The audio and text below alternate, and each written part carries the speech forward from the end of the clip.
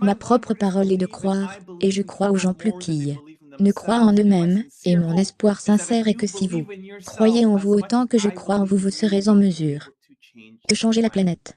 Donc pour vous aider dans votre voyage aujourd'hui, je fais une vidéo sur les 10 compétences qui sont difficiles à apprendre, mais qui seront payantes pour toujours.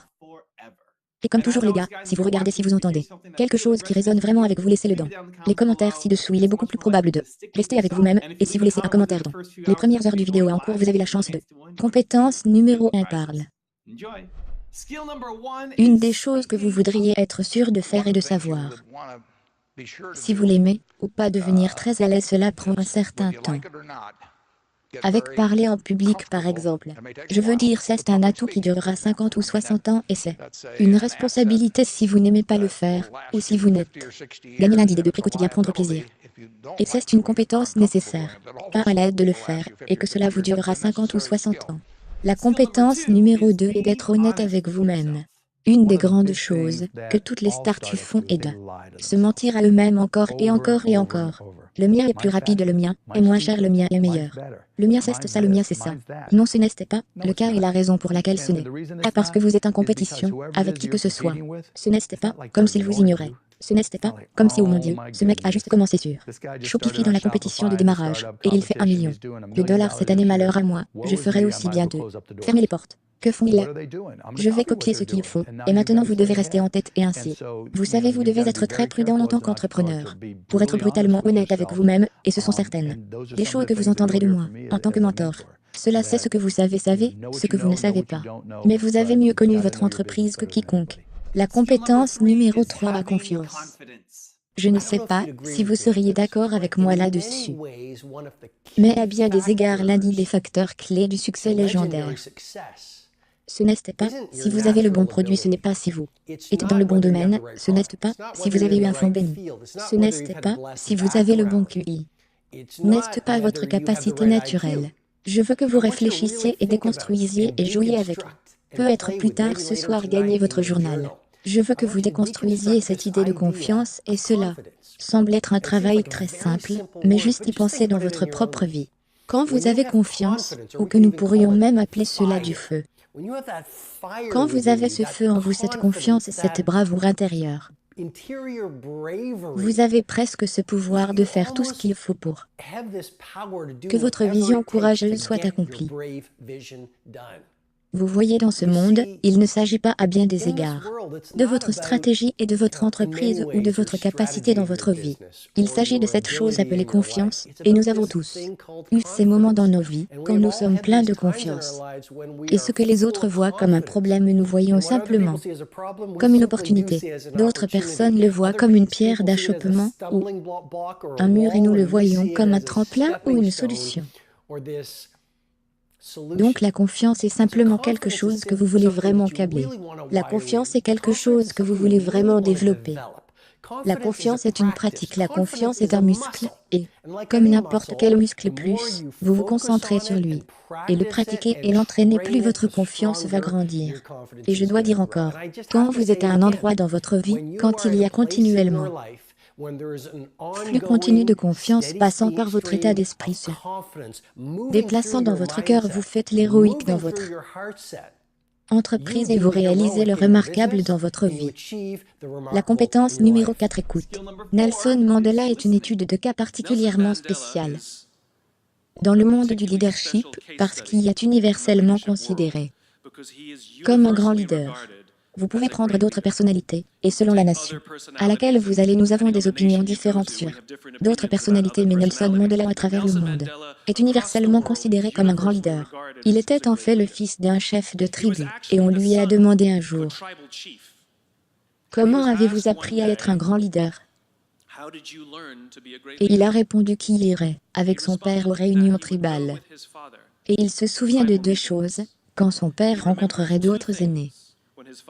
Un, il serait toujours assis dans un cercle, et deux, son père était toujours le dernier à parler. On vous dira toute votre vie que vous devez apprendre à écouter. Je dirais que vous devez apprendre à être le dernier à parler. Je le vois dans les salles de conseil, tous les jours de la semaine. Même les gens qui se considèrent comme de bons leaders, et qui peuvent être des leaders décents, entreront dans une pièce et diront « Voici le problème, voici ce que je pense, mais je suis intéressé. Par votre opinion, faisons le tour de la pièce. » C'est trop tard. L'habileté à tenir vos opinions pour vous, jusqu'à ce que tout le monde a parlé fait deux choses. Premièrement, cela donne à tout le monde le sentiment d'avoir été entendu. Cela donne à tous les autres la possibilité de sentir qui y ont contribué. Et de vous avez l'avantage d'entendre ce que tout le monde doit penser avant de donner votre opinion. La compétence est vraiment de garder vos opinions pour vous. Si vous êtes d'accord avec quelqu'un, ne hochez pas la tête, oui. Asseyez-vous là, prenez tout, et la seule chose que vous êtes autorisé à faire est de poser des questions afin que vous puissiez. Si vous n'êtes pas d'accord avec quelqu'un, ne hochez pas non. Comprendre ce qu'ils veulent dire et pourquoi ils ont l'opinion qu'ils ont. Vous devez comprendre d'eux, ils parlent pourquoi ils ont l'opinion qu'ils ont. Pas seulement ce qu'ils disent, et à la fin vous aurez votre tour. Cela semble facile, ce n'est pas le cas. Entraînez-vous à être le dernier à parler. C'est ce que Nelson Mandela a fait. La compétence numéro 5 gère votre temps. Mon défi dans notre génération est que progressivement à travers le divertissement, à travers la télévision, à travers les médias, par tous les moyens possibles, nous vivons dans une génération de l'abrutissement des idées, parce que nous avons échangé l'efficacité pour l'affairement. Les statistiques disent oui, quelqu'un devrait applaudir ça. Nous sommes plus occupés que toute autre génération au cours des 3 ou 4 dernières années. Nous sommes tellement occupés, nous sommes plus occupés qu'un accrochage de papier peint, nous sommes juste occupés, vous l'aurez plus tard. Ne vous inquiétez pas, ça vous atteindra dans une minute. Nous sommes aussi occupés que possible, et nous pensons que parce que nous sommes occupés, nous sommes efficaces. Mais je veux que vous contestiez votre horaire une minute et vous demandiez: êtes-vous vraiment efficace, ou votre vie est-elle encombrée de toutes sortes de choses qui vous demandent et vous drainent, et vous taxent, et vous empêchent d'être votre meilleur et meilleur? Substituez-vous l'effervescence et tout le chaos qui va avec l'agitation d'être efficace? Permettez-moi de vous dire qu'un groupe de scientifiques se sont réunis, qui ont commencé à faire des recherches, et qu'ils ont commencé à déterminer que 80% des choses que nous faisons sont des choses occupées que nous faisons dans un domaine qui n'est pas efficace. Passent 20% de leur temps à faire ce qu'ils sont vraiment doués, créatifs, passionnés, excités à faire, et le reste est tous que nous devons tous faire pour survivre.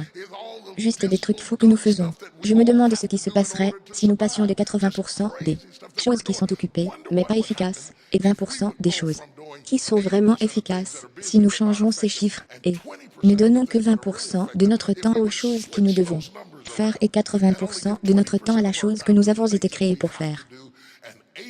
Applaudissements du public. Je me demande ce qui arriverait à ta vie. Pensez-y maintenant une minute, il y a beaucoup de choses que vous pourriez prendre de moi et je pourrais le faire. Tu pourrais prendre mon costume Jean et un autre. Tu pourrais prendre ma voiture, je pourrais en prendre une autre. Tu pourrais prendre ma maison, je pourrais avoir une autre maison. Mais quand tu prends mon temps, tu m'as pris quelque chose de totalement irremplaçable. Nous prenons toutes sortes de questions de la gestion de l'argent. Nous savons comment gérer notre argent, nous savons comment réparer nos maisons. Nous travaillons sur nos cheveux et nos corps et tout ce genre de choses. Nous faisons tout, sauf que le plus important est de valoriser notre temps. Il faut du temps pour être créatif. Vous étiez censé être créatif. Vous avez été créé à la ressemblance et à l'image d'un créateur. Et à cette ressemblance, et dans cette image, vous avez de la créativité. Si vous aviez le temps, vous seriez créatif, mais en l'absence. Bip bip bip. De temps et avec beaucoup d'agitation, et encombré la bague, le téléphone sonne. Vous avez tous de la musique sur votre téléphone, toutes sortes de choses. Peu importe le genre de chanson que vous mettez après un certain temps, vous détestez l'entendre, parce que chaque fois que vous entendez ce son, vous éloigne de ce que vous êtes doué et créé. Vous savez que quelqu'un d'autre veut autre chose de vous qui. Le numéro de compétence 6, c'est arrêt de pleurnicher.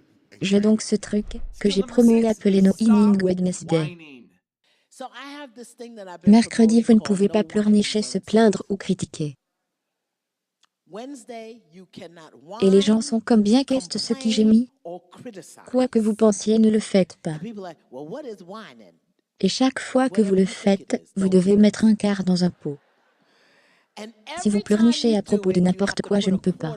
Je suis fatigué, pourquoi moi, pourquoi pas vous? Chacun d'eux vous coûtera un quart. Ou se plaindre pourquoi ne pas vous, pourquoi avez-vous toujours? Comment vous venez, je suis toujours? Ils ne le font jamais. Ou vous coûte un quart.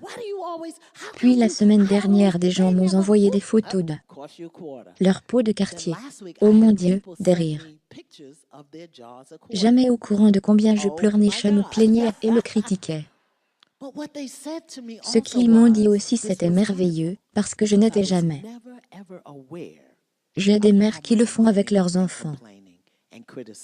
Donc mercredi n'est pas mercredi pleurnicheur. Nous devons pratiquer cela. Nous devons arrêter de geindre sur ce qui ne se passe pas, ce que nous n'avons pas, ce que nous ne pouvons pas faire, ce que quelqu'un n'a pas fait. Nous devons le nettoyer en 2014. Pas de pleurnicherie, pas de plainte, pas de critique. Le numéro de compétence 7 reste présent dans le moment. Skill number 7 is staying present in the moment. If you're living in the past, you're going to be depressed because you are rehashing things that happened to you that are not going to happen again. If you're living in the future, you're going to be anxious because you are anticipating what's coming or you're wishing for things that aren't happening yet. Being in the present is where the gold is. Being in the present moment is where you will have the greatest control, where you will feel the most at ease, and where happiness flourishes. There's a super tight connection between happiness and the ability to live in the present moment. A lot of people believe that happiness is tied to the things that happen to you. Not so at all. In fact, there is a professor of positive psychology. He's one of the grandfathers of the movement. He teaches at the University of Pennsylvania. His name is Martin Seligman, and he's studied happiness for decades. Now, one of the things that we've talked about a lot is that 40% of your happiness levels are preset by genetics. 60% you are in complete control of. And one of the things that this professor has discovered is that it doesn't matter what's happened to you. In fact, some of the people that have had the worst things happen to them, like people that have survived the Holocaust, are actually the happiest and most grateful people in the world. Happiness comes down to this right up here. It comes down to your thoughts, it comes down to your mindset, it comes down to your attitude, and you are 100% control of what you're thinking. You may not be in control of how you feel in the moment, but you can always, always, always, always be in control of what you think. And that will change how you're feeling. One of the most powerful things that you can do in terms of think, and this gets back to Strick's question, is how do you be present? Being present is literally nothing more than the skill of having your thoughts be in this moment, not in the past, not in the future, but right here. The way that you teach yourself how to do that is that the moment that you catch yourself being distracted, the moment you catch yourself starting to worry, the moment you catch yourself drifting to the future or drifting to the past, that's a moment of tremendous power because you basically just woke up. You basically just noticed that you're not here in this particular moment.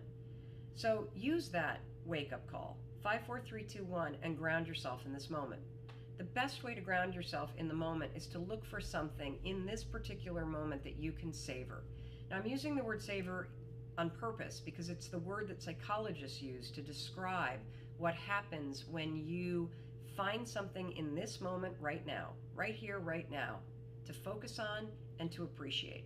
It could be literally the questions. These are printed out questions from people on social media. And if I were to stop and look at these and savor them, what I would feel in this moment is a tremendous amount of gratitude because people are taking the time to write. And that makes me feel incredibly grateful. And it also makes me very happy because it means that the folks that are writing are taking control of their lives and seeking out the information that they need. Another form of savoring that we can all relate to is eating. As you're eating, instead of drifting to the future and thinking about all the things that you need to do or hanging out in the past and rehashing everything that's happened during the day, be in this moment, in this meal. Slow down. Think about the food that you're eating. Think about the people that you're sitting with and how you feel about them. And if you want to take it up a notch, actually acknowledge them. Hey, this food tastes amazing. Thank you for cooking. Or I'm so glad to see you and that we get the time to have this meal together. Those small, simple acts of savoring are how you expand your happiness inside the present moment. So, how do you be more present? Simple. The moment that you catch yourself in the future, in the past, worrying, whatever, refocus yourself right here, right now. And then find something right here, right now, that you can savor. And when you do that, Compétence numéro 8, être cohérent. Le succès n'est pas une Skill destination. number 8. Les gens pensent toujours que, oh mon Dieu, cette personne a tellement de succès parce qu'ils ont eu un film réussi ou un spectacle réussi, mais le succès est un voyage. Vous devez constamment toujours réussir. C'est quand vous avez vraiment du succès parce que sinon vous vous souviendrez de votre dernier échec et j'en ai eu quelques-uns. Mais je dois juste compenser mon échec en me levant et en courant. Plus vous prenez le temps de pleurer plus, vous perdez de temps à réussir. Il vous suffit donc de vous relever de vous, épousseter et de dire simplement « Que puis-je faire ?» Il y a toujours une solution. Vous ne pouvez pas vous attendre, les gens se trompent toujours. Que ce n'est que parce que cette année a été ce qu'elle a été. C'est parce que j'ai travaillé dur pendant environ 10 ans. Alors maintenant je connais suffisamment mon travail pour pouvoir être apprécié. Mais si je n'avais pas eu les 10 dernières années, je n'aurais jamais eu cette année ou l'année d'avant. Donc le succès n'est pas une destination ou le pouvoir. N'est pas comme d'accord aujourd'hui vous êtes puissant. Le numéro de compétence 9 dort suffisamment. Vous devez toujours être puissant et constamment réussir et c'est un voyage. Eh bien tout d'abord, je donne la priorité au sommeil. Cela signifie dire non aux choses que vous voulez faire. Ce n'est pas facile. Interviewer non, c'est dur. Je pense que c'est la chose la plus difficile. Hier soir, vous savez, Sheryl Sandberg m'a interviewé au son France Symphonie Hall, et ensuite j'ai dû signer des livres et j'aurais aimé aller dîner avec elle, mais je suis allée me coucher. Tu sais, parce que si j'étais sortie dîner, et que je n'avais pas dormi au moins 7 heures, et que je devais me lever tôt pour faire la télé, je ne serais pas heureux d'être ici avec toi maintenant et je suis vraiment en profiter, et je suis à 100% présent et je ne suis pas fatigué, et je déteste être fatigué plus que je ne déteste rien. Et la compétence numéro 10 est d'avoir de l'empathie. J'ai beaucoup réfléchi au pouvoir de l'empathie. Dans mon travail, c'est le courant qui me relie et mon pouls réel est un personnage fictif dans une histoire inventée. Cela me permet de ressentir des sentiments et des peines et des douleurs imaginaires. Dans mon système nerveux, il y a une connexion sympathique et cela vous conduit dans une salle de cinéma et à la femme assise à côté de vous et de son ami pour que nous sentions tous que cela nous arrive en même temps. C'est une ressource très mystérieuse et précieuse de l'espèce humaine et les femmes, je pense, y accèdent le plus facilement. Nous pleurons sur des films tristes, nous ne sentons pas que nous perdons du visage, ou de la taille, ou que nous sommes en position de le faire. Nous voyons une histoire de nouvelles qui nous enrage et nous écrivons des lettres à travers les larmes, notre cœur battant. Je me demandais souvent pourquoi les êtres humains développaient ces réponses gênantes et embarrassantes, ce reniflement, cette obstruction humide. Vous savez, la chose que les médecins et les soldats, les négociants en bourse et les journalistes, les mannequins, les politiciens, les commentateurs de nouvelles et les capital risqueurs doivent supprimer pour pouvoir travailler le plus efficacement possible. Je dis en souriant, je pensais quelle valeur possible fonction pourrait-elle servir dans le schéma darwinien de, vous savez, la survie du plus fort et le plus fort et le plus lourdement armé. Rire en public. Non, sérieusement, j'ai pensé pourquoi et comment avons-nous évolué avec cette passion faible et inutile au cœur du cœur profond.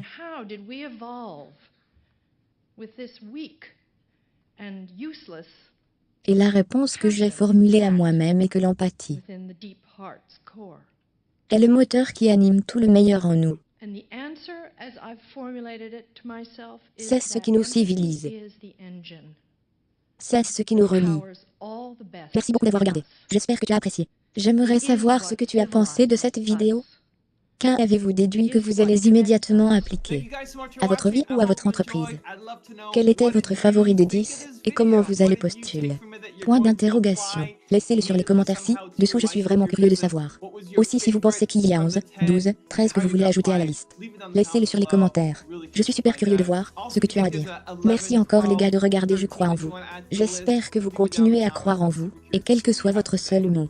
Beaucoup d'amour, à bientôt. Continue to believe in yourself and whatever your one word is. Much love. See you soon.